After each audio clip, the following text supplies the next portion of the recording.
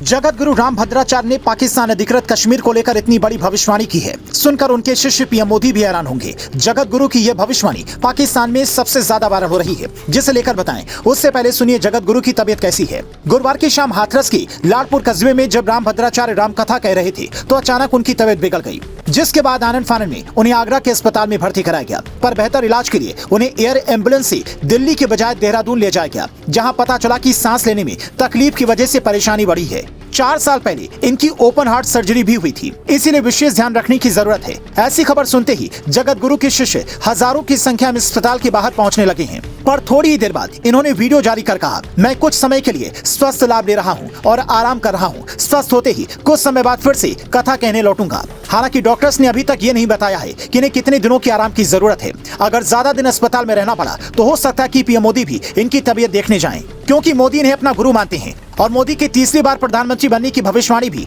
कुछ दिन पहले ही जगत गुरु ने की थी। पर उससे भी ज्यादा बड़ी भविष्यवाणी इन्होंने पीओके को लेकर की थी, जिससे सुनते ही लोग कह रहे हैं कि अगर इनकी बताई तारीख पर ऐसा हो गया तो पूरा हिंदुस्तान इनकी जय जयकार करेगा। दरअसल जगत गुरु राम भद्राचार्य ने नवंबर 2021 में कहा था, हमने कहा था कि राम मंदिर बनकर रहेगा और कोर्ट का फैसला आया और राम मंदिर बन रहा है। अब मैं फिर कह रहा हूं कि हम तब तक विश्राम नहीं लेंगे जब तक पाकिस्तान अधिकृत कश्मीर अपना नहीं हो जाता। हम लोग योजना भी बना रहे हैं कि 2024 तक ये हो जाएगा। प्रधानमंत्री नरेंद्र मोदी ने जैसे कई बड़े मुद्दों को समाधान निकाला है और खासकर कश्मीर पर पाकिस्तान के झूठे दावे की दुनिया के सामने पोल खोलकर रख दी है। कश्मीर से धारा 370 हटाकर दुनिया को एक बड़ा संदेश दिया है। वो बताता है कि पीओके में भी कुछ बड़ा होने वाला है। अमित शाह खुद संसद में खड़े होकर इसकी पैरवी करते हैं। हर हिंदुस्तानी भी यही चाहता है कि जल्द से जल्द पीओके अपने पास आए, जिसके लिए मोदी, शाह और डोभाल जयशंकर को कोई बड़ा प्लान बनाना होगा। हालांकि विदेश नीति की कई जानकार ये मानते हैं कि ये इतना आसान नहीं होगा, फिर भी भारत 3 प्लान पर काम कर सकता है। कश्मीर में इतना विकास करें कि पीओके की जनता खुद भारत में आने के लिए वहां पर आंदोलन छेड़ दे। प्लान नंबर 2,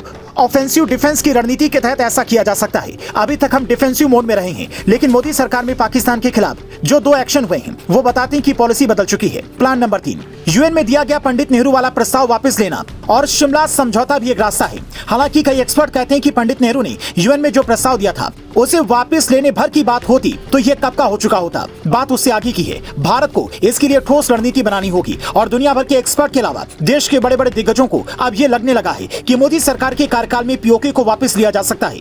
2024 के चुनाव में अभी कुछ महीने का वक्त बाकी है, तो हो सकता है कि कुछ बड़े ऐलान हो या फिर मोदी सरकार तीसरी बार सत्ता में आने के बाद कुछ बड़े कदम उठाए। आपके हिसाब से पीओके को भारत में मिलाने के लिए क्या करना चाहिए?